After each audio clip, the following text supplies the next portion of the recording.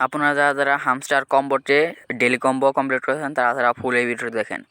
প্রথমে মিনিতে চলে যে আপনারা মার্কেটে থাকবেন, মার্কেটে যে মিমি কয়েন নেবেন, এই যে কয়েন দাগ দিয়ে দেখা দিচ্ছে মিমি কয়েনটা নেবেন। মিমি কয়েন নেওয়ার পর দেখবেন যে আপনাদের একটা কমপ্লিট হয়ে যাবে। পরে সেকেন্ড স্টেপের জন্য আপনারা একটু উপরে চলে পিআর টিমে চলে যাবেন। সেকেন্ড স্টেপের জন্য পিআর টিম দুই নাম্বারটা পিআর টিমে পেয়ে যাবেন।